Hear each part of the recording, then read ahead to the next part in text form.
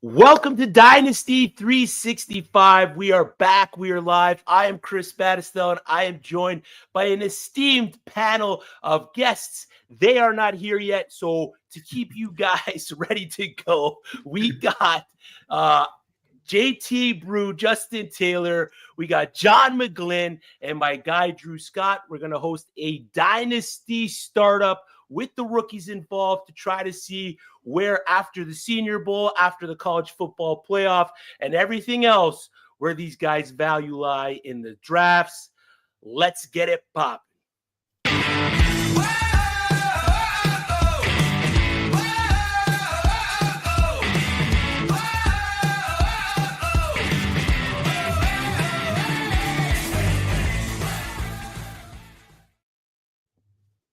Welcome back, everybody. Like I said at the top of the show, we have a great panel. These are the guests. I was just playing around. This is the esteemed panel. We got one part of the crew of JT Brew, or the crew of JT Brew, Justin Taylor. We got the Dynasty Evaluation Podcast, John McGlynn. And the guy who does it all, Fourth and Frames, Dynasty 365, you're going to see him everywhere this offseason, my guy, Drew Scott. Fellas, how is it going? We'll start with you, Justin. What was your overall take from the Super Bowl? Yeah, I was originally on the Eagles, and then I just kept talking myself into Mahomes and the Chiefs, and I was like, am I really going to bet against? So I originally went heavy on the Eagles, and my main bet, which was usually not what I do. I'm usually known for taking the crazy long odds bet, but I said my favorite bet was Eagles +7 over 42.5. Put that in as a 2-team parlay. I think it was like -160 and just hammer it. Should have followed my own advice. I did hammer that bet, but then I just kept live betting the Chiefs, thinking they were going to somehow get back in the game and make it reasonable. So that one cost me quite a bit of money as the Chiefs completely fell apart there. We should have just stuck with my initial thought, went Eagles heavy. I liked the Eagles. I liked A.J. Brown a lot in that game for a touchdown. I liked his over yards. There was just a ton of stuff I liked. I did not have the successful betting show I thought I would have this year. I did hit some bets, so I'm not gonna say I didn't hit anything. I just didn't hit any of the long shot bets, and I missed a few on the ones that I was right there on, and I was like, God, if I just stuck, and I talked myself into too many other things. But it was a good Super Bowl. It was nice to be there. Hey, it was cool to see the Eagles win. Saquon Barkley, I think the one guy that everybody got screwed on was Barkley winning it was awesome, but Barkley not getting all the yards and the touchdowns and everything else, everybody else getting it was pretty wild. So we got some people in here, Chris. Jamie says you're alive. I'm alive. He's alive. I made it out, Jamie. He is alive. Jamie's got another question about the draft before we get started. He says, this 1QB Superflex. Jamie, we're going Superflex 1.5 in tight end premium. So that's what we're going to do. So if you're in the draft or anybody who is drafting, keep that in mind. We're going Superflex startup 1.5 premium, 1 PPR. Keep it normal with a 1 PPR. So that's what we got. Yes, sir. Yes, sir. And we got my favorite commissioner. This guy does it right. I saw him hosting lottery bowls for his draft picks a couple weeks ago. My guy, John McGlynn. I mean, John, we haven't really spoke too much since the season ended. How does it feel to be a champ in the C2C league, man? It feels great to have a good partner that knows one side of it. It's like playing IDP and not knowing anything about defense. I got you on the other side for my C2C shit. I tell you what, this is my first year of C2C. Like, right, actually, 2 years ago, JT was a partner in the league that folded, and I didn't really get. I got a taste of it, and then it went out the window. And then this year, I had a little bit of a taste from the first year, but then I was really kind of following this year's around with all the players that you had drafted or that kind of stuff. And man, it was pretty cool to see the college. I watch more college football than I have probably in 20 years.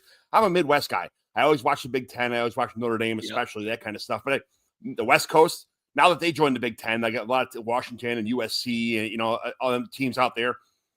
At first, I was pissed that the West Coast is joining the Big Ten. It's supposed to be Central America, the big farmer boys, that kind of stuff.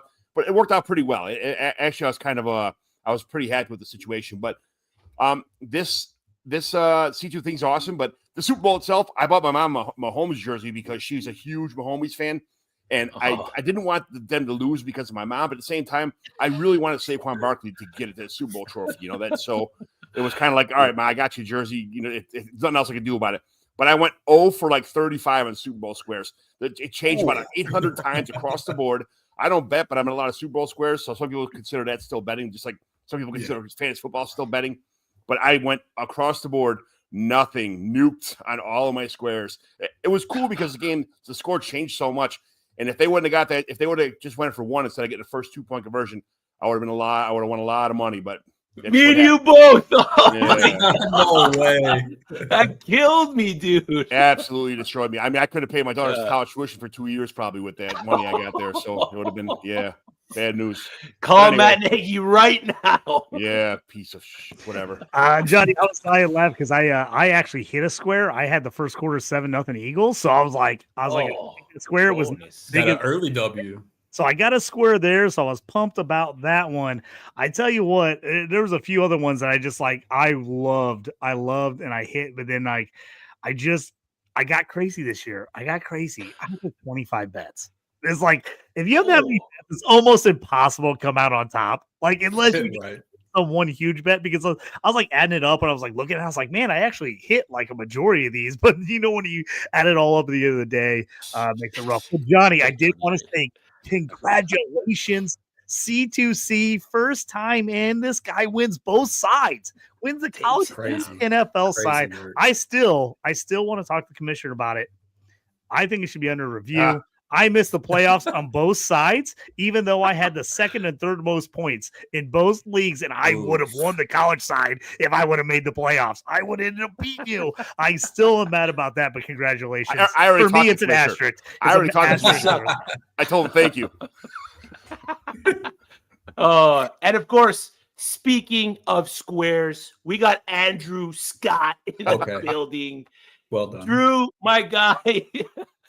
How are you dealing with the Cooper Kupp news, man? I'm not doing well. I'm not doing well at all. I know it's part of the business, but I really wanted to see him retire a Ram. I got to see AD retire as a Ram. I was hoping that Kupp and Stafford, they've kind of been like the big core three guys of this last hoorah. So I was really hoping to see all three of them guys retire as a Ram. So it's going to be painful to see him go. Given his injury history and his contract, they're probably going to get a day 3 pick swap or some shit. It's not going to be worth it. And they're only going to send him to a team that he's comfortable going to, because Rams front office always does right by their players, especially the core guys like that. So the trade package they're going to get killed on Twitter for the trade package when it inevitably happens, and it's going to suck, but it's part of the business, man. But that Rams fandom made me one of probably the few non-Chiefs fans that was rooting for the Chiefs. Most people wanted to see them lose. But see, for me, during the Super Bowl run they've had, the Chiefs have kept the 49ers from winning the Super Bowl 2 different times. So the Chiefs are good with me forever. I'm cool with them. Now, don't get me wrong, I was happy for Saquon, but the Eagles also knocked the Rams out. So it was easy for me to want to root for the Chiefs, but I'd be lying if I didn't say I didn't enjoy at least a little bit seeing them get pummeled those first 3 quarters. So it was a fun game to watch, but I was probably one of the few non-Chiefs fans actually rooting for the Chiefs.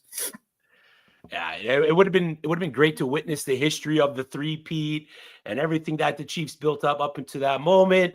But it was great to see the domination of a defense who strictly used 4 rushers, didn't have to really blitz at all. I think they only blitzed once, but it was called back, so it wasn't a registered blitz.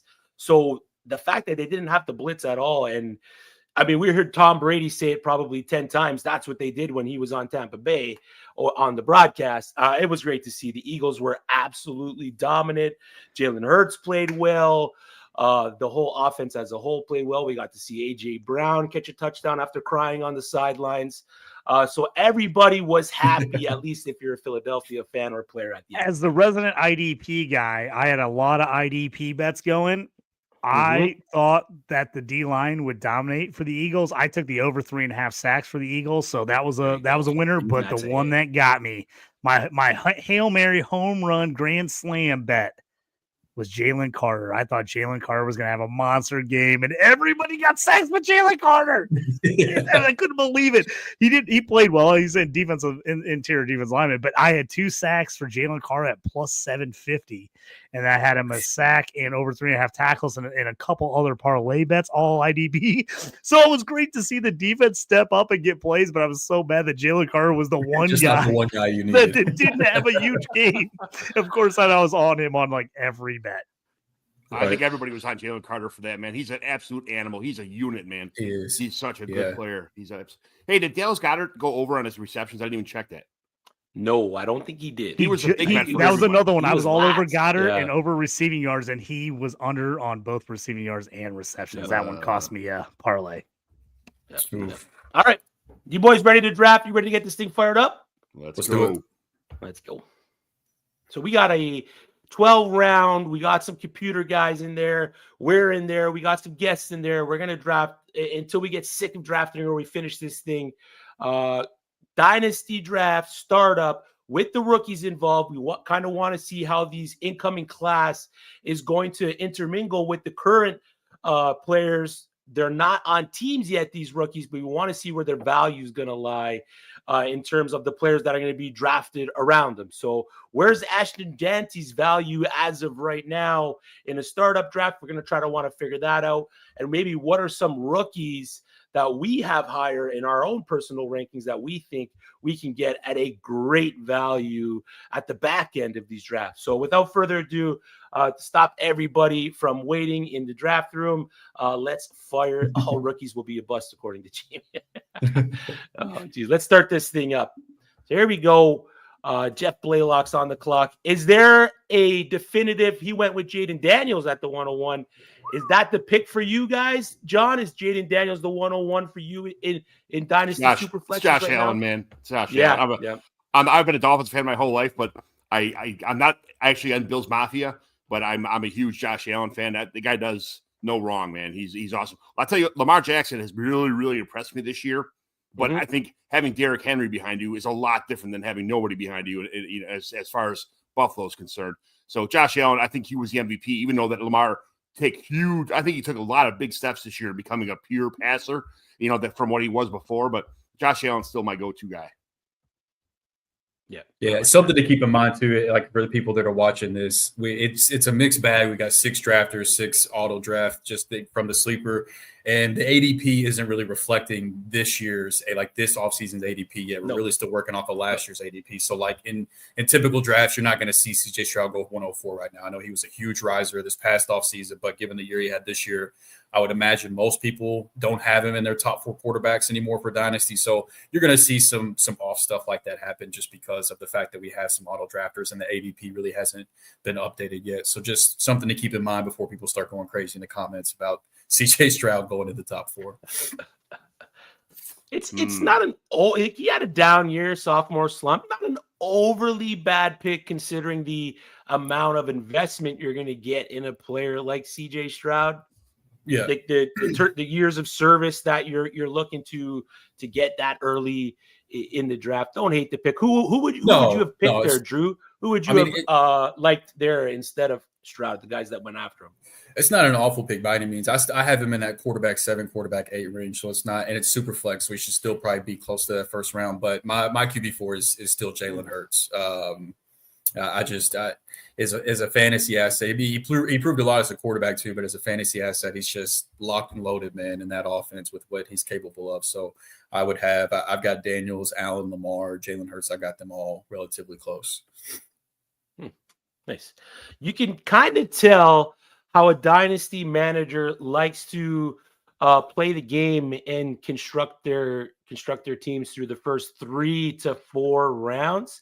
JT, I see you went with the double running back. Does draft slot dictate your strategy, or is double running back something that you normally do?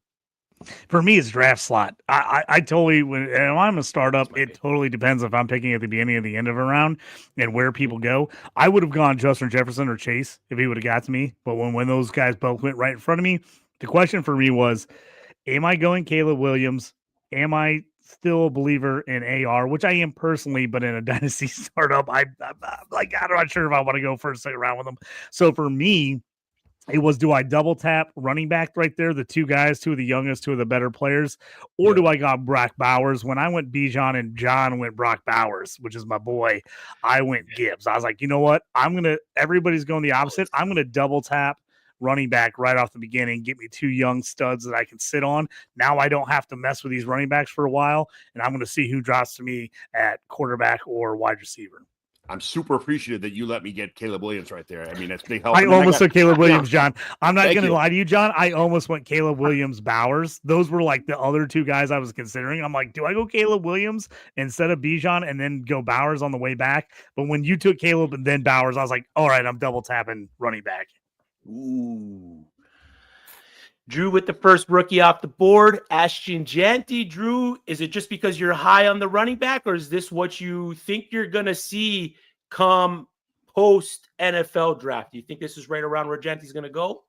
Assuming there isn't some dramatic fall in draft capital and he gets the first round draft capital that we all expect him to get, yeah, I think this will honestly be, I think he'll end up going higher than this, to be honest with you. He'll probably be more so in like let's see, what was he, the running back 1, 2, 3, 4, 5? Like, I think he'll be closer to, right behind, possibly even in front of Breece Hall post NFL draft. So I think this is probably about as low as you're going to see him go personally. Yeah, no, it's a great pick. I was interested to see when he was going to land. I considered him at the 2-6, but my strategy to build my dynasty teams, and I'm going to hold true to it even in mock drafts, is to start hot with two, top potential QB1 every week quarterbacks. I like to pivot then to a tight end. I would have passed on Sam Laporta here, considering the strength of the class coming in.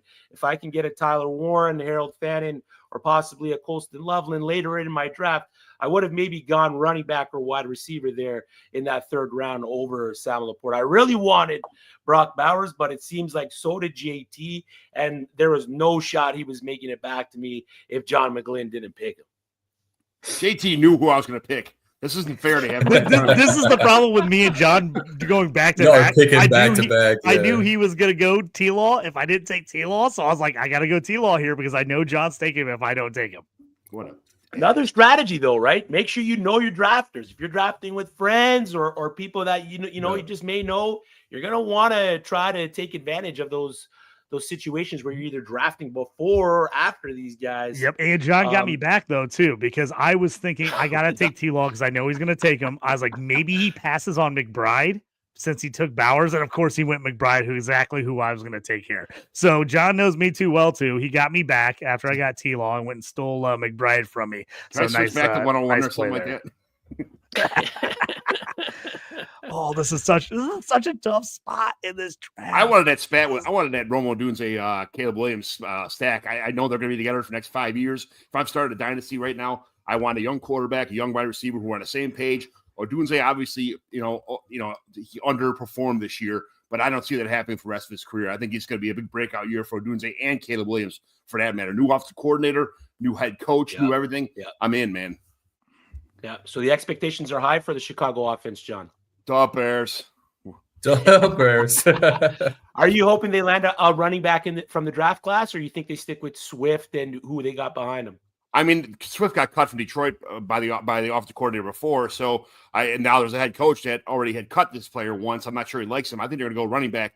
Although, I like the Bears running back situation right now. I wish it would stick as it is. I wish they'd go nothing but offensive linemen and interior defensive linemen and just get work at the trenches. But I'm not the coaching staff. They want to win. They want to win games. They're in a tough division. That's everybody's rebuilding at the same time, kind of thing. So I really hope they just stick with the trenches and everything and kind of pick up maybe somebody in free agency. There's a lot of good running backs that are going to be cheap this year in the free agency market too. So, and then you can get running backs probably in the 4th and 5th and 6th round, 7th round this year that are just as good as some of the ones you got in the 3rd round last year. So, I mean, I think they're going to go somewhat running back, but I hope they get like a kind of a hammer guy, a bigger dude that can work the goal line like David Montgomery did in Detroit. work that same kind of system there. Drew, I know you're a big proponent of draft capital, especially with the running backs. With how deep the class is, does that change your line of thinking at all when you are evaluating these running backs? It might make me feel a little bit more comfortable with taking a shot on some day 3 guys, but I mean, I'm still going to prioritize the guys that are, especially round 1 and round 2. I know we say day 2 draft capital, but the hit rates on running backs, even in the 2nd round compared to the 3rd round, is even much higher. So I'm going to continue to prioritize those running backs drafted in the first 2 rounds much higher than the other ones. But this class will make me, whenever I'm in rookie drafts, if I'm in a situation like in the 2nd round, 3rd round, I'm trying to decide between a receiver or a running back, more often than not, I'm going to be going running back in this class just because of how deep the class is. But draft capital, to your point, is still an important piece to me. Yeah. All right, good to hear. You are on the clock. I paused the draft. If you want, I appreciate you. I'm ready to rip. So go ahead. All right, you got 7 seconds as soon as I hit resume. You ready? Ready. All right, here you go. I'm just saying these last 2 picks to me is just taking advantage of the inaccurate ADP, because for me, Nico Collins, T. Higgins, they have no business being 4th, 5th round picks. And I personally, I don't care about the situation, not knowing where T. Higgins is going to play next year. I think that he can be a 1 if an offense needs it. And if he ends up being back in Cincinnati as the 2, I'm fine with that. He's been a borderline wide receiver 1 the last 3 years that he's played a healthy season with Joe Burrow. So Nico, T. Higgins, those guys are way too low in ADP right now for me. Yeah. Where do you think Higgins lands? Do you think he stays in Cincinnati? I don't know, man. I mean, their owner's cheap as shit, so it's really hard to tell. But they should bring him back. But it's really hard to tell, man. But with the year he had, he's gonna get paid, so it's gonna be really interesting to watch. Yeah. All right, Justin, JT. Any teams through 5 rounds? I know your pick is coming up right after these 2 here, but any teams after 5 to 6 rounds that really catches your eye? Yeah, I obviously John picking right next to me knows who I like, so I like what he's doing here. He's doing fantastic. I do like team 2, even though it's just auto draft, getting Allen, AJ Brown, Marvin Harrison, Devontae Smith, Kyron Williams. I kind of like what they're doing. To not lie to you there. I tell you what, I'm in a couple spots here where it's gotten to me, and I've really struggled to go, man, who do I want here? Just trying to look at who's on the board, who's available, and who I like for the draft capital. Man, it's if I wouldn't have gone running back early, I might have switched some of these picks, as I liked some running backs that dropped me. This is going to be a preemptive pick. This would be a question. I got Drake May. I got Drake May here. You know, I tell you who I was looking at. I was looking at Ted McMillan. If he ends up going, if Ted McMillan ends up going here, this would be the guy I probably would take. Would be taking Ted McMillan, going to the Pats for the double up. I always love to the double tap on that if I can. So I'm assuming he goes there. I'm going to take Ted here. If he doesn't go, and I have Drake May, I'm probably picking somebody else here, but I'm going to take Ted McMillan. Yeah, great pick. So your projection as of right now, Ted McMillan with Drake May, New England Patriot, his brand new wide receiver 1. Yep, I could also see the Pats moving down there for draft picks and trying to load up with some more guys later. But we've seen in this league, you got to have a wide receiver 1. You got a young Drake May. I think Ted getting a big guy. Pickens and Pittman just went in front of him, and I think he's similar to those types of players. So I think that would be a nice spot for them to pick. Ladd McConkey just went at the end of this round, and I was definitely considering Ladd, Flowers, and JSN when I took McMillan here. I have to be honest with you; those were the 4 guys I was looking at wide receiver. Yeah, it's definitely deep pool of wide receivers in the middle of your dynasty startup trust. I honestly think that first team that Jeff Blaylock there has a really solid build with the 2, potential QB1s. He got Brock Purdy a little later in the draft. Team that up with Neighbors and Thomas, Ladd McConkey, 3 high output wide receivers, George Kittle, Bucky Irving, who did great things at Tampa Bay this past year. He's got a team that really stands out for me as well. Yeah, that's a really good team. Yep. Solid build. Where I want to go here. Well, and you just saw where the ADP from last year jumps in here with Jonathan Brooks going 7.6. We know that would absolutely not happen this year. So that's where you get a little bit at until you get some more of these builds on these ADPs that you see some of those guys when the computer's picking for them go a little early. 100%. I saw him, but now he's gone. Where did he go? Oh, he was picked. Who are you looking for? Ken Walker. Yeah. I wanted Kenny Walker. I almost took Kenny Walker earlier, but if I wouldn't have run running back, he was like the next guy I was looking at. I was like, oh, do I want to take Kenny Walker? Yeah, he went Ken 2 picks Walker's after me. Yeah, he went 2 picks after me at 6'4". Even in real dynasty drafts right now, he's a little underrated. So okay, Chris, the college fantasy guy just coming out. You got Travion Henderson in the 4th round, Buka in the 7th round. I think both of them are roll the dice a little bit in these dynasty drafts. Damn it, JC. A little bit. Yes. I had to still Luther Burden. He was still there. I almost took him over 10. And I was like, I'll wait 1 round and see if it happens. He knew it. I'm going young in this draft, baby. Yeah. It's a great start. I mean, you got 2 top 5 running backs, top 3 dynasty running backs, maybe, in Bijan Robinson and Jahmyr Gibbs. 2 solid quarterbacks right after that, and then a string of wide receivers: George Pickens, Ted McMillan, and your boy Luther Burden. Made John mad. Yeah, our boy. Yeah. Damn it, man. What are you looking at here, John? I don't know. I'm in quarterback limbo here. I'm in running back limbo here. I need wide receivers, but I don't like the wide receivers that are right in front of me right now. I'm kind of it. So Pets' heads are falling off. No jobs unless you want to work 40 hours a week. Yeah. Give me 1 second here, guys. Sorry, I'm looking over. You only got 2. Let me pause it. Oh, time's up. Oh shit! Gave you Swift. I'll reverse it. yeah. Pull that back. he's giving you another shot, John. Give me another shot. Thank you very much. I mean, I'm looking at this. I'll just take Debo. It is what it is. I don't. Debo. It's not what I liked. But we'll see. Where do you guys think he ends up getting traded to? Oh, I mean, one of those Super Bowl teams needed a dominant wide receiver. I just don't know if Debo is he a dominant wide receiver? Yeah, I don't know. John, for KC. John, you got me here. I was going to take Baker. You got me on the Baker, so I'm going to go back on tight end since you. You know what? It was up between Baker. I wanted Burden and Baker here, but that's you took Burden, so it left me like kind of sitting. Burden was in my queue, and I'm like shit. So I got stuck holding the bag with Debo. And now I got Baker, and TJ was another one that was like kind of like in that area. But thanks for the team number 9 taking DeAndre Swift for me. I really appreciate that instead of being on my team. Yeah, but Jeff jumps on here. He says, "Thanks, guys. I like the build too." So far, Jeff, you're killing it. I like what you're doing here. Yeah, very, very well done. Very, very well done. I can't believe that teams 212 to 3-1 that Neighbors and Brian Thomas. I mean, that's almost something I would have took at the 12, 112, and 201 kind of thing. You know, that's a steal over there. Take that, man. Especially with no. Do you guys play a lot of 3rd round reversal? Is that one of the only in Superflex do you play 3rd round reversal? That's kind of just because of the fact that the team 1 would be screwed if they didn't have a quarterback like until the end of the 3rd round. So when you play Superflex, you do 3rd round reversal. If it's only 1 quarterback, there's no 3-round reversal. Oh, okay. There you go.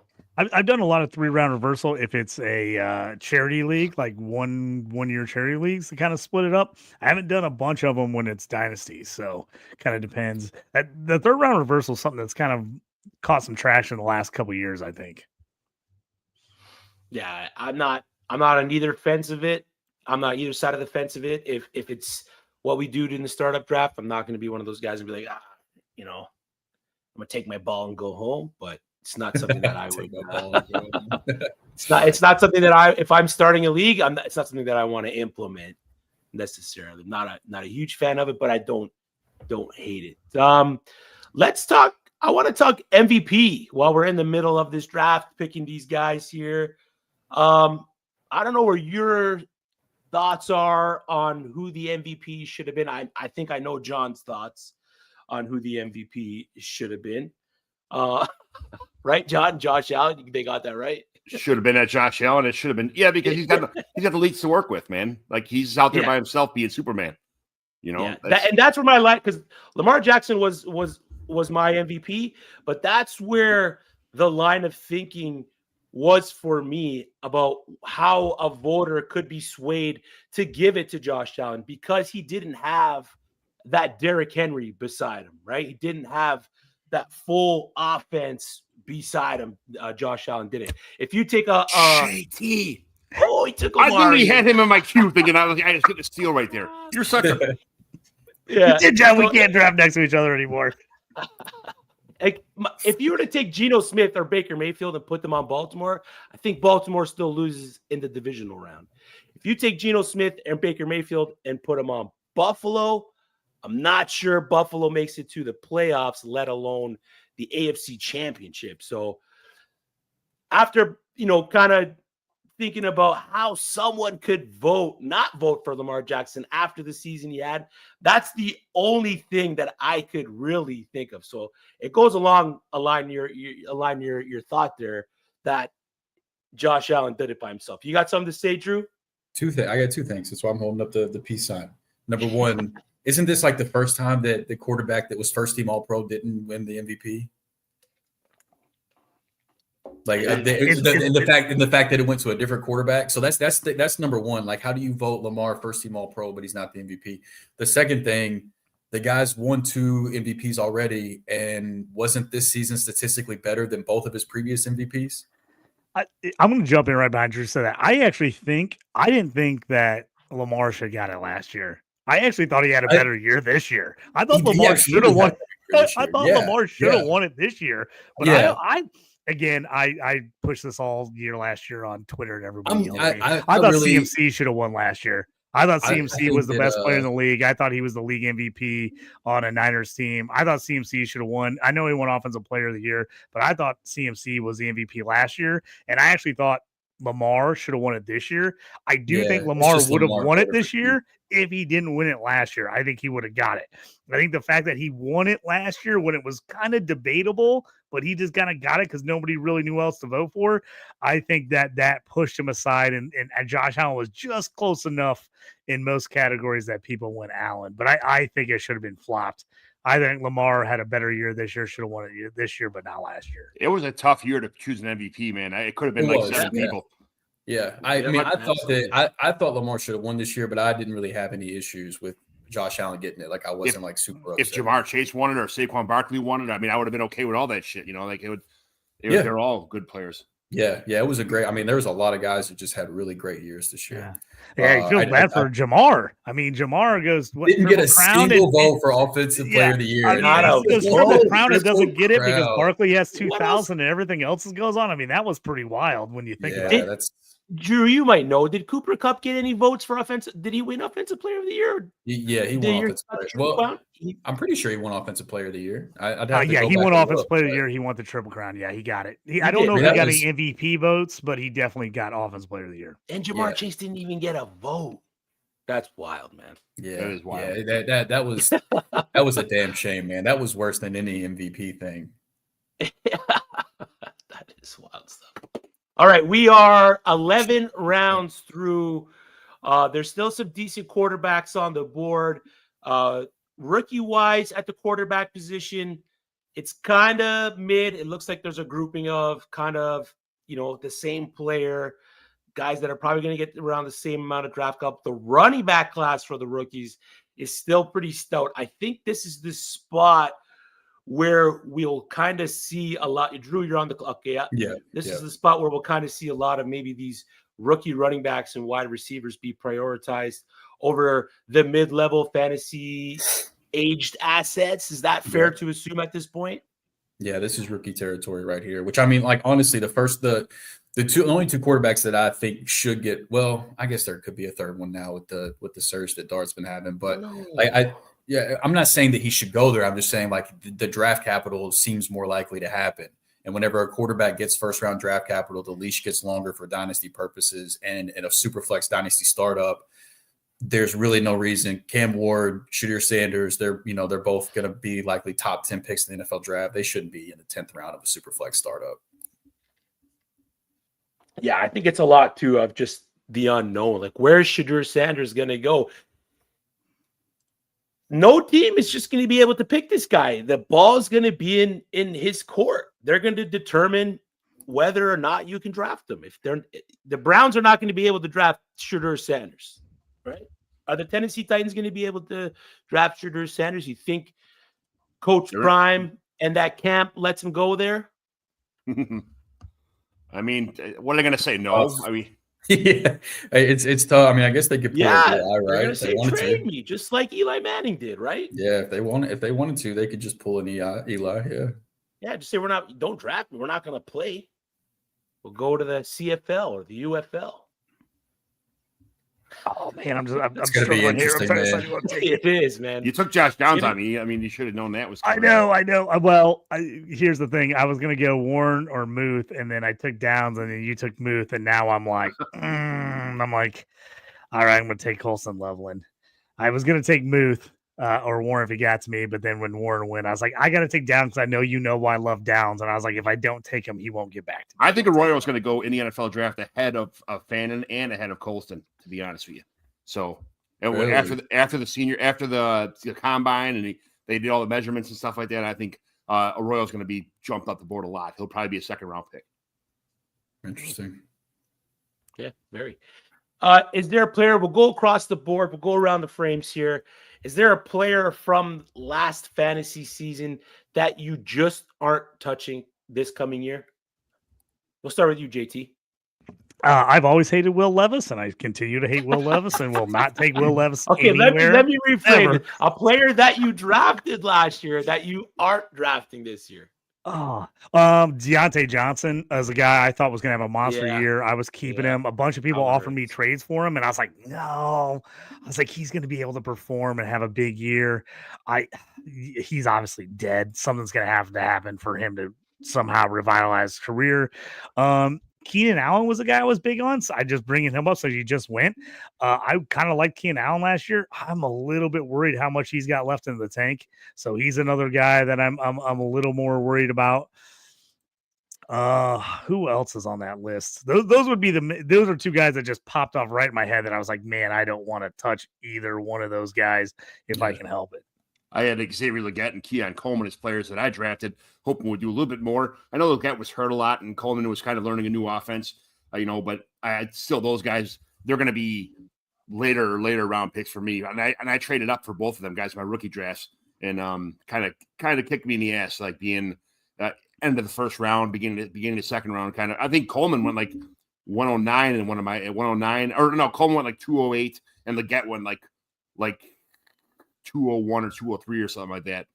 So I know I traded up a little bit, like just a couple spots to get both of those guys figured because of the first round draft capital. And Coleman was 201 or 202. I think it was 201. Like I'm thinking, all right, these guys are they're gonna have a chance for a long time. And I don't want to give up on them yet, but at the same time, they didn't show enough to be considered long-term assets. Oh shit, I'm on the clock. Sorry about that. Yeah, John. So you're on the clock. I freaked out. I was almost at the stopping point. I couldn't find who I wanted. I freaked out and took Justin Fields just in case because I was like, I hope the Steelers sign him. I hope they let him loose, give him 1 year to kind of make his hay and see if he can get it done. I hope they give him a shot because I still think I think he's got some good football left in him. Should I take Will Levis just to piss you off or what? Oh, that won't piss me off, John. You do it. I love it. I'd love to see you take him. Get him out of the way for me. I don't want him anywhere near my team. Who's your non-draft, Drew? Michael Pittman Jr. is probably one of them. Just I think Josh Downs is just a better receiver flat out. And then I think that the Colts are a prime candidate to add a pass catching tight end as well.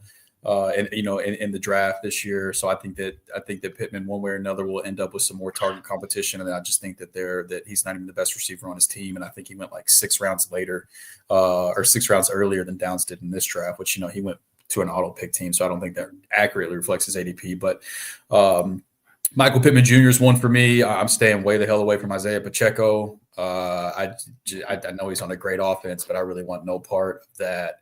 That's another one that comes to mind. I'm trying to give you like a higher up name though. I thought you were going to take Ray Davis there, JT. For me, it's I want to to tell myself that I won't draft Kyle Pitts, but I would probably just be lying to myself if I said that. So I'm done with Kelsey. I think this is it for me. If he doesn't retire and he comes back, I'm gonna have no shares of Travis Kelsey in any redraft or anything like that. It might come to burn me because of how many. He was still kind of productive in this past season, but for fantasy purposes, he just didn't get it done for me. So I'm going to be looking elsewhere for a tight end one this season. I'm staying away from Travis Kelsey, and I'm probably staying away. Drew, cover your ears. Anthony Richardson. Anthony Richardson's a guy I'm just that's looking fair to invest in this coming fantasy. I think that's very ADP determined for me, because if he ends up going late enough, I will happily take a shot on him. Take a shot. Rushing, he's got the rushing upside, and he's gonna I don't think we're gonna see the back and forth next year. I think that they just have to, good or bad, they have to ride it out, let the dude get some snaps, and I've got to make a pick here. But I'll jump in, Drew, to go with you since you're going to make your pick. I agree. AR, I think they got to write it out. They got to see what they got. Their back and forth is ridiculous. You got to let them play. You got to let them grow. I mean, when you drafted him, you knew you were going to have to wait a couple years. Right, I mean, anybody who thought that he was going to they almost made the playoffs, but anybody who thought they were going to do any more than just compete for the playoffs, you're just not paying attention. So I like AR. I'm lower on him there this year than last year. I will not be taking him first, second round in every draft like I did last year, and I had him in every startup. But I would still take him depending on where he gets to me. That's for sure. We did have a question for Jamie. He says, "Did Noel go off the board yet?" He is not. I'm guessing you're meaning the Iowa State wide receiver, Noel. He's not in Sleeper's draft system yet. Yeah, we had a draft the other day. We talked. Somebody was trying to find him. I'm like, he's not in there. So I was having people pick a different guy and use him. Yeah, Sleeper a little behind on some of these guys, which is a little surprising with how much. They'd rather be first than good. That good old Sleeper, huh? Those bums. They still got guys that are in college in their database. I know they have not cleaned it up. I tell you what, if anybody from Sleeper's listening, contact me at jtorange4@gmail.com. I will clean up your rookie sleeper draft for you real fast. I'll get all the names you want in there and all the names you don't, and you can get somebody to put in the data. I can give them to you real quick. Jimmy Horn, but they didn't have room for the so. I know, it blows my mind. Make it make sense. I'm on the clock. I'm changing my player, okay? I timed out. Yep. Yeah. Okay. Please don't take Jalen Polk in the 15th round. He needs to be in the 25th round. I like it. I like Damian Martinez. I like it a lot. I was just going to take Damian Martinez. God, you're all over me. He was literally the guy I was looking at. I was like, I'm going to take Damian Martinez here. I was like, I like that. The data points that I look at for running backs ahead of the combine and ahead of draft capital, he's got the size you want. His BMI is over 30. He's an early declare. He had the early in production. He topped over 1,000 total yards in his first year in college. He's 6+ yards per carry for his career. He's 12+ yards per reception for his career. His yards per route run's a little low for his entire career, but he's across the board. His numbers look good. Hey, I'm going to take a guy that's on the list that shouldn't be on the list, but he's going to replace a guy that isn't on the list for me. I'm taking Jay Knott here, not because I'm taking Jay Knott. He went to Cal. He's still going back to school. I love LaQuinn Allen from Syracuse. Yeah, I'm taking LaQuinn Allen here at 15-11. I love his receiving profile. He's not in the system yet, but my Jay Knott is LaQuinn Allen at 15-11 here. Thanks. I'll take Jalen McMillan, and then that's such a good pick. Oh, John, I missed him on the list. That's a great pick, John. I didn't even know he was there. Yeah. Nice work. I should have done that. That's a nice pick. That is why you just scroll and scroll and scroll and see who's down there, man. Because right now with the ADP, there's some values. I hadn't even scrolled enough to see him yet. Well, I hate my team besides that pick. So other than that, that's all right. That's all right. Now you can turn around and trade. You got such great value. You can turn around and trade him for a little haul and get this thing going. This is why we mock draft. So when the time comes for the real draft, we're prepared because you know which guys to scroll down and bookmark for your draft. I would actually, if it ended up being going to draft and I was right next to JT like this, I would trade something away to get on the other side of the board so he wouldn't do this shit to me the whole draft. John, you would trade all your draft picks. I would move away from me. I know you would. Why am I an auto? What is because you went? Oh, you timed out before. So that timed out. Yeah, just stop yourself and get yourself all auto there. One thing I think Thank you, Mr. sleepers Blaylock. got to implement that. You want to get your pick fixed before I? Yeah, I took You want to pause it real quick and get your guys switched? I just he got it. I had to let him make his pick because I know the running back I'm about to take. He also likes, so I wanted to make sure that he Jack Beck and Michael Mayer were both in Tootin'. my queue too. Wootin' tootin'.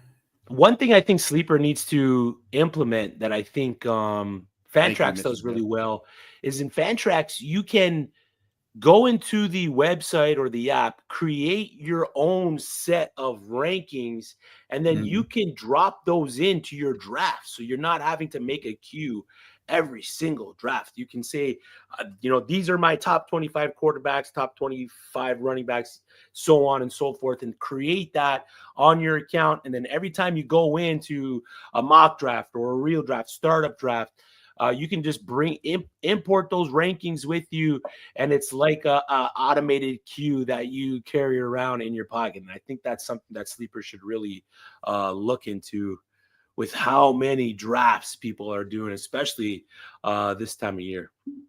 I love that idea, man. I love that idea because I feel like every time I go in, it's always looking different, and it's like if you could get it set up to where what you're picking would be really nice. It would make me so happy if I could just like sync my Fantasy Pros Dynasty rankings with this and just like it just puts it in order for me. That would make that'd be fantastic. I love that. Too easy. Too easy. Too easy. It'd be like a cheat code. Yeah. You got to factor in the fact that my rankings might suck, but you gotta test it somehow. As I say in all my drafts, reach for your guys. I'm not wrong. I'm just early. I just hadn't updated my ranks yet. That's it. That's gonna be me with Ricky White this year when he's the year 3 breakout. I love Ricky White. I love that you said that. I love Ricky White. Oh, Jake, if he ends up on the right team, dude, he would be like the perfect Steeler. Like, get him on the Steelers. Let him play special teams. Let him be like actually wide receiver 2 or 3. I think he would be really good for them. He put up 1,000 yards this year on a team that averaged 13 completions per game. Dude, their quarterback play was terrible. Anybody that watched UNLV, like they couldn't even throw the ball. It was insane. Pass attempts per game. This guy put up 1,000 receiving yards. He had unbelievable. 2.76 career yards per route run, 0.113 career first down per route run, which is like the Puka Nacua stat. So his profile looks good. 18.6 breakout age. So he had that 20% dominator rating prior to turning 19 years old. So there's a lot to like with his profile for sure. Yeah. So John just stole my guy, Ray Davis, which I knew he was going to do because he knows how much I love Ray Davis. Woody Marks. You got Woody Marks. I had to go back to my other guy. If it's not Ray Davis, I got to go. Woody Marks is my Ray Davis of this season. I love Woody Marks. Okay. Yeah, he's like a LaQuinn Allen for me. Love the receiving profile. He got 75 passes at Mississippi State 2 years ago, and then he finally showed they could run between the tackles at USC with over 1,000 yards rush this year. I just love both those guys. I think they can fit with a ton of teams. I know I'm sick in the head because I'm like, man, Jelani Woods looks all right down there, don't it, Chris? Don't do it, Drew. I can't believe you said the Colts are thinking of picking another tight end. Don't they have like 12? They're just waiting. They're just they have waiting 100, but they need someone good. They're just waiting for the combine to see which one has the highest RAS score, so they can figure out. Exactly, Drew. I said that the other day. Somebody said to me in a show, they're like, the Colts have 1 million tight ends. You think they're going to take another one? I'm like, absolutely, they are. They're like, who are they taking? I'm like, it just depends on who has the highest RAS score. I'm like, 100%. They're going to see who gets the highest one, and they're taking them. 100%. It's exactly what they do. Go ahead. Yeah. Is there go-to setting? We'll go around the frames again. A go-to setting, whether it's roster size, scoring. What do you guys? What is a have to go-to setting for dynasty leagues for you guys? We'll start with you, Drew. Sorry, hang on, make this pick real quick. Yeah. A go-to setting for dynasty. Yeah. Do you like deep rosters, shallow rosters, no trade deadline? Is there something where you walk into a dynasty league and if that's just not there, you're just like, you know what, I'm just not going to play this? No, so I'm not stubborn enough to go that far, but I do like the no trade deadline thing. I think this year was the first year that I really took advantage of that in the league because a couple of my leagues didn't have that, and I enjoyed that. So that's something that was new to me that I thought was really fun. So yeah, I'll say no trade deadline would probably be the newest thing that I've been introduced to that I enjoyed a lot. Drew, I think we made a trade in Fantasy and Frames League. We did. I still end up losing the championship, but man, no, you still got Bucky Irvin from me, so that was a nice move by you. I did get Bucky. I definitely overpaid for him, but I came damn close to winning that championship too. Oh, dude, you were right there. That was a battle, man. I still can't believe that. I thought you were going to get it.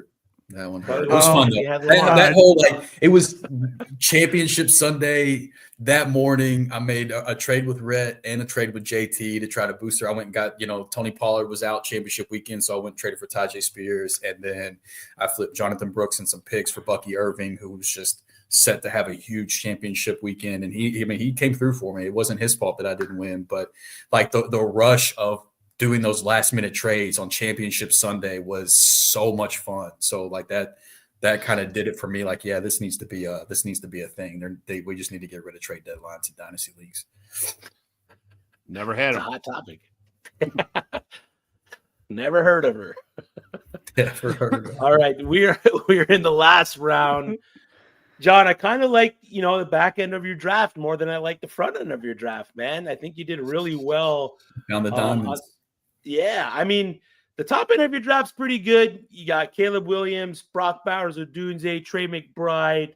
I mean, Trey McBride's the touchdowns gotta go up this coming season, right? There's no way he catches as many as he caught or didn't catch this past season. Jacobs, who's still got a secure spot on Green Bay, Judkins, Debo, and then the back half of your draft, Mayfield, Arroyo, Darnold, Charbonnet, Freiermuth. Love your tight ends. Tucker Kraft, Marshawn Lloyd, McMillan Sampson. This is where I really like it. McMillan Sampson, Milroe, who I think could be a steal in rookie drafts. Let me just make my pick. Theo Johnson, who was coming on with the Giants last season, got hurt. Another great value there. And then Michael Wilson. What is it about tight ends that just gets you going, brother? Did JT tell you to ask me that or what? Johnny loves the tight ends. It was funny because I didn't have to say anything. You knew it. You just watch him draft. You're like, you love tight ends. Because we always laugh at John loves tight ends. I always take rookie tight ends at the end of the drafts, but John likes tight ends more than me, and I like tight ends a ton. Yeah, it's that. I mean, I guess most of these I'm in at 0.75 premium, so I should have took that into account before I drafted 30 tight ends in this draft too. But at the same time, it's just so hard to.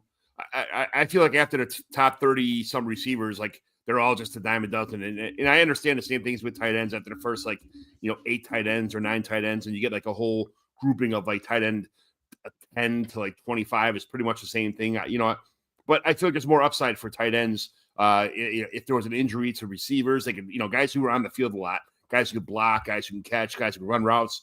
I like good tight ends who I think have a better opportunity to be on the field because they don't always have to be. A lot of teams are starting to run double tight ends now.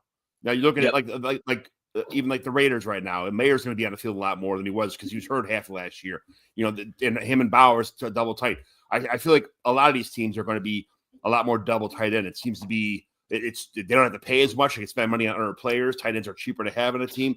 And these guys are coming out. They're just athletes. They're big versions of wide receivers that can do a lot more than wide receivers do. So I feel like the future is kind of like the tight end position, almost like where now in the NFL draft, they learned that they don't have to sign running backs until round 3, round 4, kind of stuff like that. They're coming around now where they realize in the pocketbook they can get tight ends for a lot cheaper, and they're going to use a lot more. So I just feel like in the next you're going to see some kind of a bigger shift with tight ends come in the future as there is even as big as it's becoming right now. I'm hoping. I know JT was talking about Ted McMillan to the Patriots, but walk with me here. Josh McDaniels, offensive coordinator, Patriots draft Tyler Warren and Harold Fannin, and then have those two studs. Gronk and Hernandez without the murders. Yeah. Yeah. Well, I mean, allegedly, we don't know anything about Harold Fannin's off-season curriculars. I tell you what, I'm scared of Harold. I was Chris, you know how excited we were about the college team having Harold Fannin on there. Yeah. What a cheat code he was at college level. But I'm really concerned that he is not a good blocker, and he's just going to be a wide receiver, and it might take him a year to get on the field, or a year or two to actually get on the field and learn how to we already know that he's a great receiver and he's a great athlete, but you got to be able to block a tight end, or else you're Mike Gesicki. That kind of shit. Here's what I see. If they do this, here's the move I think the Patriots make. I think they move down, get a couple of extra picks from 4. They don't need 4. I mean, that they want to go O-line, they want to go wide receiver, possibly something else. They can move down from 4 and get some picks. I see them moving down. I can see them taking Warren, and guess who I think instead of Fannin, the tight end I think they take if they double up? Mason Taylor, LSU. Yeah. Mason Taylor, LSU, block. He's going to crush at the combine as far as athletic traits. I think his RAS score is going to be ridiculously high. I think they move down and they could take like a Warren and then take a Taylor late. I like that a lot. And before I forget, because Jamie put it in here, I'm going to pop it up here. Who's in tomorrow's mock draft? If you want to mock draft with us here on Fantasy and Frames, jump in tomorrow on the Stew with JT Brew. I'm hosting a rookie mock draft tomorrow. Hit me up at JT Orange if you want to get in the mock draft. I'll send you the link to jump in that sleeper mock draft. We're doing a 2-round rookie Dynasty rookie draft. This week, we're doing Superflex half PPR 1-point tight end premium. So a little bit different than we did last week. We're going to adjust it every week. So if you do want to get into a mock draft tomorrow, 6:30 Eastern, 5:30 Central, we're going to do an early show. I got basketball at 7, right in the middle of my night. So we're doing an early show at 6:30 and 5:30. So hit me up at JT Orange or send a message to Fantasy and Frames. They'll push that over to me and we'll get you the link to jump in the sleeper for that mock draft. Just want to say that before I forget about it. Beautiful. Before we go, appreciate all the drafters, these 3 beauties drafting with us right now. And I wanted just one takeaway from this early experiment from each of you. Drew, we'll start with you. What is something that you take away from this early draft, man? If you're in a super early startup on Sleeper, get into your draft room early, scroll the ADP and bookmark the guys that are buried and get ahead of those guys so that you can take advantage of the values. Because the ADP will eventually correct itself once enough mock drafts and startups and stuff like that start to happen, but that hasn't started happening yet. So if you're in a league, if you're with a bunch of guys that are just really eager to draft, bookmark your guys. And also, Chris, nice hoodie, man. Yeah, these other 2 schmoes didn't get the memo. I know. I got the Rise Against sweatshirt. We're all wearing black hoodies, though. I mean, that's pretty good. That's pretty good. Close enough. Also, look at if you're drafting now, take advantage of the rookies that aren't in the system. That's another placeholders. Yeah, go ahead. So that too, but then also just a general opinion. I think that rookies are never cheaper than whenever they're in a startup. Like even after the NFL draft. Like I remember whenever Garrett Wilson got drafted as a rookie, he was going back to back with Elijah Moore. After Elijah Moore had that great rookie year and Garrett Wilson got drafted to the Jets, but it was like, oh, we don't know the quarterback situation and yada, yada, yada. Him and Elijah Moore's ADP was entirely too close. And stuff like that is going to continue to happen every year. Yeah. So if your rookies are in your startup, prioritize them. Yeah, if you look at my draft, what I did, I wasn't intentionally coming to this draft going like, I'm just going to go rookie heavy, but it just kind of fell that way for me where guys were at. I'm telling you right now, I got Tet at 6'2" and Luther Burden at 7'11". I mean, you got to look last year. Once the draft happened, you were getting Marvin Harrison at the end of the first, beginning of the second round. You were getting Malik Neighbors like in the 3rd, 4th round. I'm getting these guys at 6th and 7th round. The big thing, I got Amari and Hampton, who in rookie drafts could end up being the 1-2 in a lot of rookie drafts, depending on where he goes. I got him in the 9th. In this. So there's you can get some of these guys draft. I mean, I got Shedeur Sanders who could easily be the number 1 quarterback. He's my QB1 in this draft.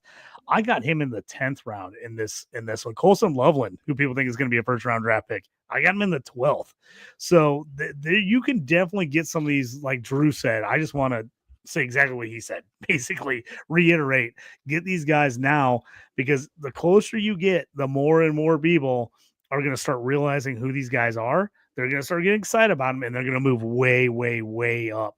I'm not usually a fan of doing startup drafts until the drafts actually happen, but I did a couple last year, and I tell you what, if you were willing to take the shot on a guy before you knew what team he was going to be on, you got some massive steals. Yeah. And especially if you're someone like me, Chris, John, Drew, who pay attention to college and know what these guys' talent level is, you can match them against some NFL guys right now and be like, hey, do I want this rookie who's going to be a first rounder, top 5 in my rookie draft? Or do I want a guy who's like a mid-rounder wide receiver 2 or 3 on his team? You know what I mean? You can get those guys about the same time. So if you are in one of those drafts right now, there's not a lot of them, but I did a couple leagues last year where we actually did the draft before the main draft started and the rookies were part of the startup.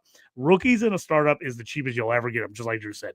By far. That's not even close. How you'll never get them as cheap as that. Look at this. I got Jaden Daniels at least 7th or 8th round. Like that's imagine drafting Jaden Daniels in the 7th or 8th round of your startups last year and where your team is sitting now because of that. Like he went 101 in this freaking draft, man. Like that's insane. And I do think, again, to Jamie's point, once the combine happens, once the draft happens and we have draft capital and we have testing numbers, they will rise up draft boards, but they will still, if they're in your startup draft, they will still be too low because there's the unknown still. They haven't had production on the field yet, and people will be scared to take the gamble.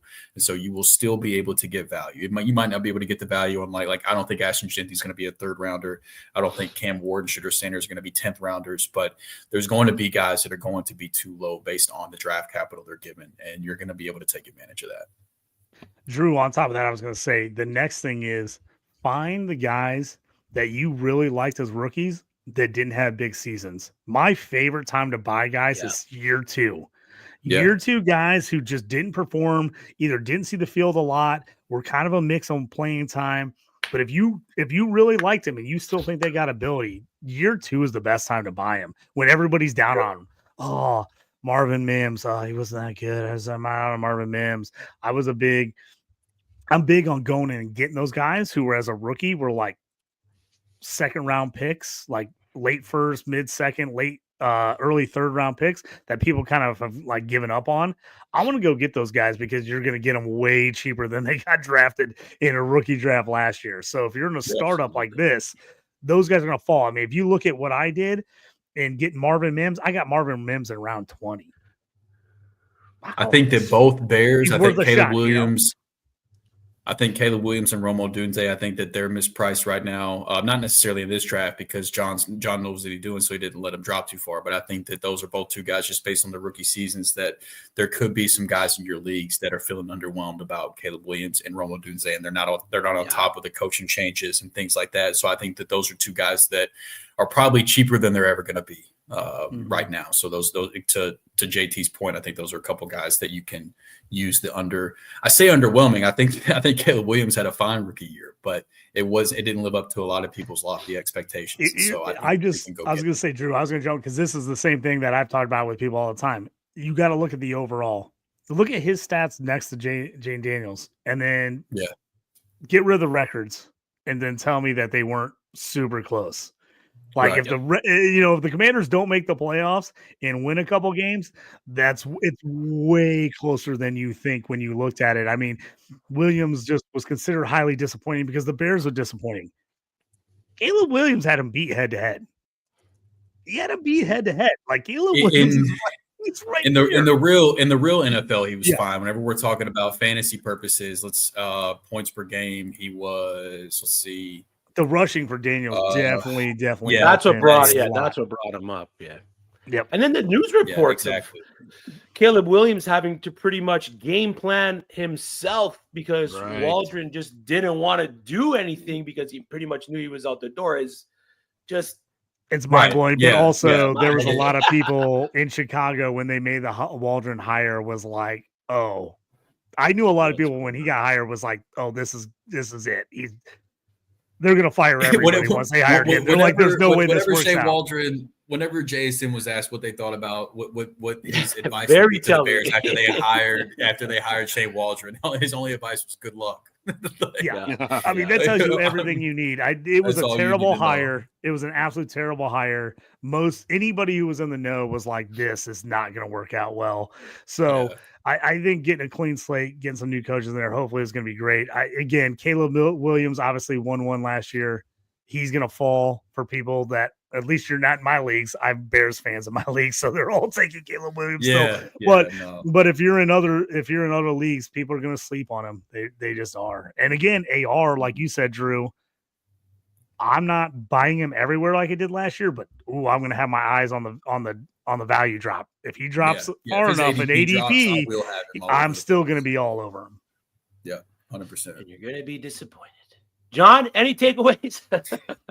I'm sitting back and listening to all I tell you what, the advice of getting here, Drew saying getting here a little bit early and getting everybody up in your queue early, that would have I got really just socked in the side of the face with a couple of JT's picks right before I was up. And, this is the first full, with rookies and veterans in the same. This is my first mock draft of the year. So, I came in a little bit unprepared, I guess, figuring I'd be able to fly through this. And I landed in a bad spot, was not prepared. I did okay, but I'm just, like I said before, I'm glad this was a mock. And if you guys are starting a league, if you want to start a league, try and do an in-person league, okay? I'm starting. I got my 8th. One folded. I got my 8th in-person Mighty Glen Dynasty home leagues that goes on this year from people. You find them on Twitter. You find them on anybody from the Chicagoland area. It's awesome. I got a lot of good people in my leagues, and it's nothing better than in the rookie draft. Going face to face with somebody and making trades during a rookie draft, or walking face to face someone, looking at the team and making fun of each other as it's unfolding. There's nothing better than being. Everybody has their home league stuff like that, but when you're with a bunch of podcasters and content creators and stuff, and everybody's out there and everybody knows what they're doing, it makes the league so much harder. It makes the league so much better, and there's nothing better than in-person drafting for me. And that's all I got to say is take the time. Try to find some guys who are interested in fantasy football like you from around, when you go to a bar, be like, start talking fantasy football to somebody, recruit your own league, that kind of stuff. And it just makes life a little bit better to have one good, solid home league. Yeah, you cannot beat an in-person draft, man. There's so much. It's the best part about fantasy. I love doing online drafts with guys from all over the country, but man, that in-person live draft is just so fun. It's so much fun. And the trading that happens, me and John, our Baby and Boomers League in Chicago last year, we had trades flying like crazy during the draft. And there's something different about where you have to make a decision on the spot. You don't have 25 minutes to think about it. You're like, here's the trade-off. Are you going to trade me right now? And you're like, okay, you got to make a decision. Everyone's not going to wait around for you ever. You got to really calculate that real fast and be like, okay, if I trade this, who am I going to get instead? And you got to make some moves. And John's leagues are trade heavy. People are in there. They're ready to move. I'm not usually a big trader during the draft. I made 4 trades in our rookie draft last year. It was wild.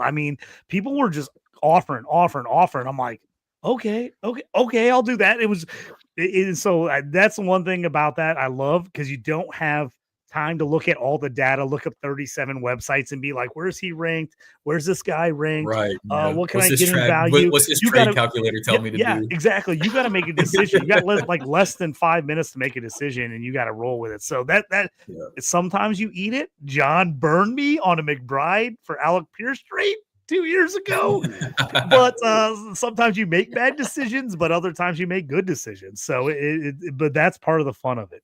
Yeah, I walked in with pick 307. Was the only pick I had the entire draft. I walked out with 13 rookies.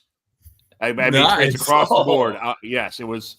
I did get rid of. I lost Josh Jacobs for a couple players. But for the most part, I got rid of guys like Chris Godwin and guys who are always injury prone, who were on my team that I just knew I had. Deontay Johnson I got rid of for a second round pick. And one league I was in, I traded Deshaun Watson straight up for the pick 107, which ended up being Brock Bowers in a full point PPR tight end premium. And then I traded. I was a 107 in the league me and JT were in. I had 108. The other guy had 107. I traded up from 108 to 107. I gave him pick 207, and I ended up getting Brock Bowers, and he took Romo Dunze at 108. So, and that one's a full, it's 0.5 wide receiver, full 1 point for running backs, and a full 1.5 tight end premium. So, what a value Brock Bowers was in rookie drafts this year. Oh, yeah. I jumped all over him. I got him in 7 leagues. I always bring this up. This is why I love C2C, Chris. This is why I love C2C. I didn't get Brock Bowers anywhere. I couldn't get him anywhere in any of my drafts, but you know what? I've got him on like 5 teams because I had him in every C2C league. And so he was on my team, and I got him because I couldn't get him anywhere. Everywhere where I was drafting, I wasn't anywhere high enough to get him. I was either drafting like first or second because my team was terrible and an orphan I took over, or I just was like at the end of the draft and there's just nowhere where I can get him. So I think I got him on one team where I legitimately got to draft him. Every other team, it was a C2C team that he got transferred over, and which is why I love C2C. Same thing's going to be happening with Ted McMillan and Luther Burden and Shadur Sanders this year. I'm going to get at least 4 to 5 first-round guys on my team on the NFL side because I had them all in C2C leagues. Yeah, my only C2C league I'm in, thanks to Chris. I'm patiently waiting for Shadur Sanders, Caleb Johnson, and Ted McMillan to hit that NFL side. I can't wait. Wait. I'll take it. Take it. When is rollover day in the C2C? Whatever your commissioner wants to, yeah, because the rookies are in the sleeper pool. Not all of them. So some of them are. Yeah. It sucks because it's 1 by 1. You got to add them 1 by 1. You can't do it on desktop. Yeah. So the process for your C2C commissioners. JB, you did miss the whole episode, man. We're about to finish up, but you can go back and watch it. Check it out on YouTube. And you watch twice if you want to. Yeah, absolutely. Yeah, we appreciate the watch time. You just turn it on again tomorrow while you're working and just let it play through. JT does need some guys for the rookie draft tomorrow, so make sure to hit up JT for that as well. And then got to show some love. Albert is always in the chat. We appreciate your continued support, Albert. What's up, man? Appreciate you. Yeah. That's the show. We appreciate everyone that dropped in, dropped a comment, drafted with us, liked the stream across the board. If you're new here, subscribe to the channel. Your support is very, very, very much appreciated. It helps us help you get those trophies at the end of the year. Boys, before we get out of here, we'll go around the frames. Let them know what you got going on, where they can find you, inside of fantasy football, outside of fantasy football. The frame is yours. And we'll go with you, JT. Yeah, you can find me at JT Orange. Like I said, I've been hitting everybody up in the comments section. If you want to jump in the mock draft tomorrow night, 6:30 Eastern, 5:30 Central Time. I think John is going to be on there with me. My buddy S.C. Romero is going to jump in. Got a few other guys going to jump on the pod as well. So we're going to do 2-round super flex, half PPR, 1.5 tight end premium on that one. So check it out. Hit me up at JT Orange on Twitter, or if you're not on Twitter, I know not everybody is, you can email me at jtorange4@gmail.com. I'll send you the sleeper invite on that one as well. So please jump in there. We're going to be doing 1 mock a week every week for rookie drafts on the Stew with JT brew. If you're in a rookie draft content, which if you're watching the show or these things, I hope you are. We've got all kinds of things coming for you on Fantasy and Frames, but also I'm at DLF. I've written 5, 6, 7 spotlight articles already. Plus me and John, I know he's going to say something. We've been doing spotlights with a bunch of cool guests on Dynasty evaluation for all the rookies. So check us out there. Me and John are both going to be at the Combine here in Indy in the next couple of weeks. So we'll be having content, breaking that down, players we like, things we thought. I'll have a whole offensive player breakdown after that I'm going to break down everybody you need to be looking for in your fantasy leagues after that. So all kinds of good stuff going. And if you're a crazy Canadian or you're American who likes hockey, watch Around the Ice on Fantasy and Frames, usually Tuesday nights. Tonight we didn't have our show. Both of my guests, one of my hosts, his whole family has the flu. The other one had volleyball tonight, so we skipped Fantasy Around the Ice tonight, and that's why we did this show instead. But check us out. Usually 9:30 Eastern time, 8:30 Central time on Tuesdays on Fantasy and Frames. Check us out Around the Ice. Me and my buddy Toast and Aaron, we talk all fantasy hockey. Gambling. If you're a place where you can gamble, we've been killing it lately on the hockey side. I wish Super Bowl would have been as good. But yeah, check all that out. I think that's it for me. That's probably too much already. On to you, Drew. Oh, you're good, brother. No, you're grinder, man. Shout out to you. So I mean, at Twitter at Drew3MR, typically on 4th and Frames, the redraft show here at Fantasy Frames, but there's not much redraft to talk about, so we're on a break until mid-March once the free agency news hits, and we can kind of break down what that means for redraft purposes. But in the meantime, I know we're doing a special Dynasty 365 mock tonight, but the actual Dynasty 365 show makes its return tomorrow. And while Fourth and Frames is down, I'm going to join Dynasty 365 tomorrow. We're just talking. I know it's me and Jorge. I don't know if anybody else is joining us, but we're doing an intro to Dynasty leagues, league rules, startup draft strategies, drafting for age versus recency bias, position scarcity versus value, all that kind of stuff. So just kind of talking general Dynasty setup, making Dynasty 365 making its return tomorrow. So be sure to come check that out too. You can find me at JohnGlenn75 on X. You can find me on Dynasty Evaluation on Fantasy and Friends. You can find me getting sniped by JT in a lot of fantasy football drafts. That's other than that, I'll be around. I forgot to plug one show. I got the boss would yell. Your time is done. Shoot the gap. Shoot the gap tomorrow night, first of the new season with me and Jorge. So late night, Wednesday night. We're always the last show of the evening. I think it's going to be 10 Eastern, 9 Central. So if you're an IDP guy or you're not an IDP guy and you want to get into IDP, now's the time. Check us out on Shoot the Gap on Fantasy and Frames tomorrow night, 10 Eastern time. That's it. We appreciate. Oh, you can find me at FF Crispy. Yeah. 1 Foot Down is making its return very shortly. We got transfer portal hype. We're going to be talking true freshmen, hopefully hosting some college football mocks and college fantasy football mocks in the near future. Make sure you call someone you love. I love you all, and we'll see you next time. Toodles.